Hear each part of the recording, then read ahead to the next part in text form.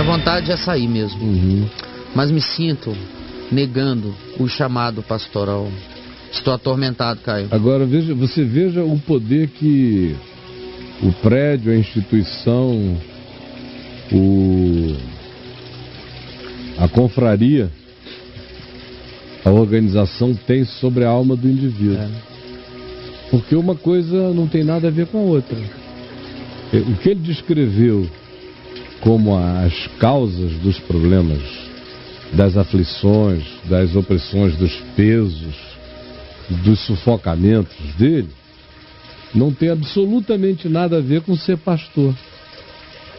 Ser pastor não é outra coisa a não ser ter um coração carinhoso, meigo, solidário, cuidador, sereno, sábio, manso, e uma atitude que ensine muito mais pelo exemplo do que por qualquer forma de exortação verbal ou discurso, e que faz isso com a leveza de Cristo, pensando feridas, tirando cargas, pesos e fardos, facilitando a jornada, acompanhando meiga e carinhosamente processos, às vezes muito mais de maneira silenciosa e acolhedora do que necessariamente tendo algum tipo de intervenção pedagógico, professoral, de alguma forma de ensino propositivo. Às vezes pastorear é estar junto, ou é ouvir, ou é acolher. Isso não tem nada a ver com nada disso aí. A estrutura de qualquer igreja, templo, CNPJ, instituição, denominação, tudo isso aí, essas coisas que a gente chama de igreja, não tem nada a ver, absolutamente nada a ver com o que Jesus chama de igreja, relacionamento humano, evangelho, convívio, pastoreio, como os dons que foram tomados, os termos foram tomados por empréstimo do Novo Testamento e foram recondicionados a tarefas que não têm absolutamente nada a ver com o significado de igreja e de comunhão segundo o Novo Testamento. O que é um apóstolo segundo o Novo Testamento? Tem nada a ver com o que é apóstolo hoje em dia. O apóstolo hoje em dia é o líder de uma seita que cresceu, ou é o pai de um movimento com uma ênfase exacerbada numa direção, tanto mais quanto ele consiga exacerbar aquela ênfase, mais ele se auto-intitulará apóstolo daquela ênfase. O apóstolo no Novo Testamento significa mensageiro, é um pregador, um ensinador, um mestre, um pastor, um cuidador de almas que carrega consigo o compromisso de ensinar a integralidade, a completude, a plenitude e o alinhamento de todo o significado do Evangelho com a pessoa de Jesus.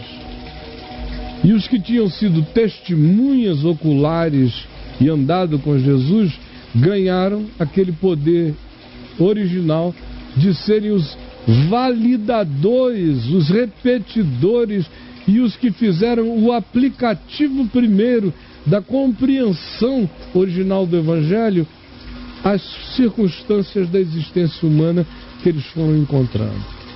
Jesus é a pedra de esquina e eles foram lançando o fundamento desse aplicativo para a gente entender o espírito desse significado, que só é, todavia, perfeitamente compreendido em Jesus. A mesma coisa é o profeta. Quem é o profeta hoje? O profeta hoje ou é um maluco que recebe gente em reuniões pequenas e fica dizendo se o cara vai viajar ou não vai viajar, se vai casar ou não vai casar, se vai fazer negócio, se vai perder, se vai ganhar, se fizeram macumba para ele ou não fizeram. É um bruxo pentecostal. Se for homem ou mulher, a qualificação, o perfil é mais ou menos o mesmo. então, quem é o profeta? É um desses malucos que saem itinerantemente por aí, tipo aqueles que vão e propõem que a unção de Deus é gargalhada, o outro propõe que a unção de Deus é cai, o outro propõe, enfim, vão virando profetas de obsessões. Também são assim chamados hoje em dia. Não tem nada a ver com o Novo Testamento. No Novo Testamento, quem é o profeta? É um vidente? Tem um caso aqui, outro caso ali, como é o caso de Ágabo, cuja vidência Paulo não obedece. Paulo desobedece consciente e lucidamente. Tratou como uma vidência, quase como uma paranormalidade ou como uma profecia do óbvio, daquelas que qualquer um com o mínimo de bom senso imaginaria que poderia acontecer em Jerusalém com Paulo, depois de tudo que Paulo já tinha dito contra o status quo e o establishment da igreja e do sacerdócio e do judaísmo em Jerusalém. Então, Ágabo. Daí, quem mais? Quem mais? O espírito da profecia no Novo Testamento não tem nada a ver com o que é ensinado hoje. O espírito da profecia, o testemunho de Jesus é o espírito da profecia. Todo testemunho de Jesus no Novo Testamento é profecia. E Paulo diz, escrevendo aos Coríntios, que a profecia tem que ser entendida como um trabalho que consola, exorta e edifica. Tudo que carrega consolação, exortação e edificação é profecia. Veja como não tem nada a ver com o que está sendo proposto aqui, em qualquer ambiente religioso chamado cristão. Mestre. Quem é o mestre? O mestre hoje em dia é um cara que faz um seminário, gosta de ensinar, faz um curso de pedagogia como adição ao ensino, faz um curso de mestrado, quem sabe um de doutorado, se especializa em alguma matéria e vem ensinar num seminário, numa faculdade teológica. Isso é um mestre. Em igrejas históricas. Nas pentecostais nem existe essa figura. Tem não, cara? Não. Já existiu.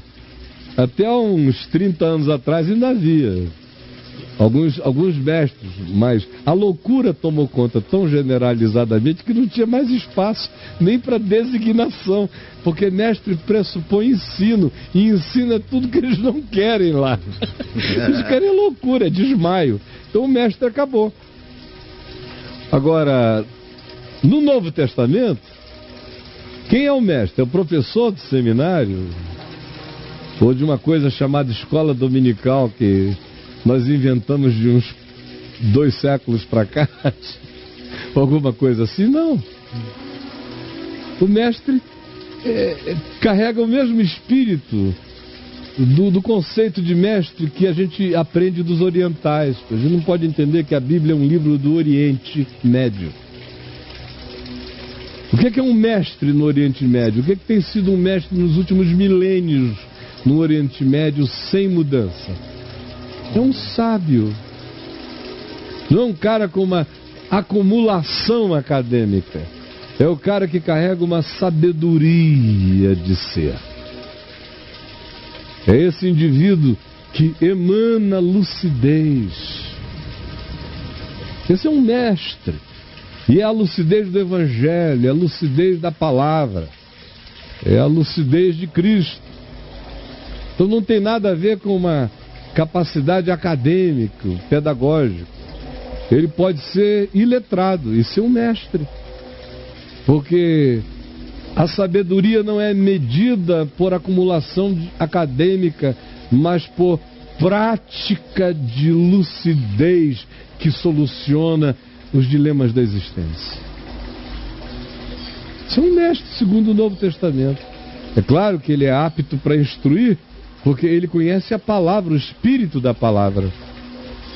Mas é sobretudo um condutor de vida pela sabedoria do exemplo. O que é o pastor? Pedro descreve o que é o pastor, primeira epístola dele, capítulo 5. Como um pastor deve se conduzir. Paulo diz em 1 Timóteo 3 o que é um pastor, um presbítero, um ensinador, um bispo. Que qualificações? A última delas é: seja apto para instruir. O resto são todas qualificações de vida, de caráter, de atitude. de modo de ver a existência, de equilíbrio pessoal, de bom senso, de autocondução sensata na vida e de capacidade de acolher os outros e de uma relacionalidade saudável com os de fora, de modo que ele tenha o testemunho público da sociedade de que ali anda um homem de bom senso, equilíbrio, bondade, verdade, misericórdia e justiça e capacidade generosa de acolhimento humano. E assim por diante. Quem é um evangelista?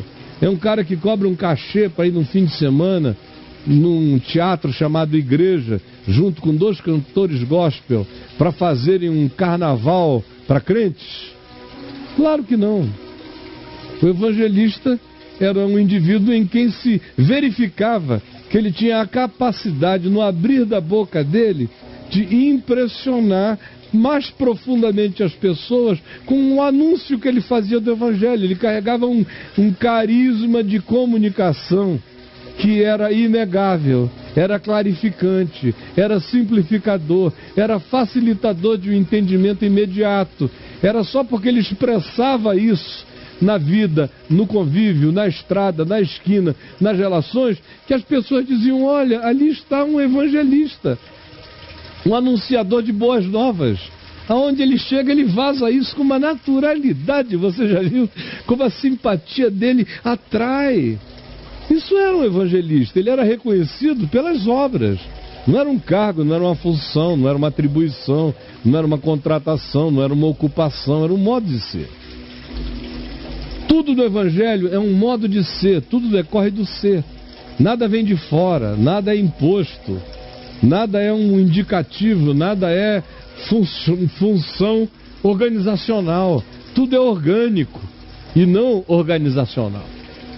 Então, nosso amigo aqui, eu estou falando com ele, com centenas de outros pastores, obreiros, seminaristas. Eu estou aproveitando você, meu amigo, e dizendo isso para todos os demais que vivem a mesma coisa. Vocês estão investindo a vida de vocês numa igreja que Jesus não chama igreja, num ministério que Jesus não chama ministério, numa vocação que Jesus não chama de o chamado, e numa angústia de serviço que não tem nada a ver com o bom combate proposto pelo Evangelho, que não tem também nada a ver com gestão de clube religioso, só tem a ver com relacionamento, acolhimento e relacionalidade humana. Isso, portanto, não tem absolutamente nada a ver com o que você descreveu como problema, nem a angústia final que você expressou. Tenho medo de largar isso e trair o meu chamado. Não, você está traindo o seu chamado até agora fazendo isso. Como vocês todos, amigos, que se dedicam a isto, estão traindo o chamado do Evangelho. E estão sendo obedientes à vocação denominacional. Então, se você quer ser fiel à vocação denominacional, cara, respira fundo e aguenta a bagaceira até o fim da vida, até a jubilação. Mas se você quiser ser fiel à vocação celestial e ao chamado do Evangelho, larga essa perda de tempo e se concentre em gente, em pessoas, em acolhimento. Comece pela sua mulher, pelos seus filhos e depois pela espécie humana. E não há nenhuma necessidade de que isso aconteça dentro do box dessa penitenciária, onde você se transformou em agente carcerário. Desculpa as palavras finais.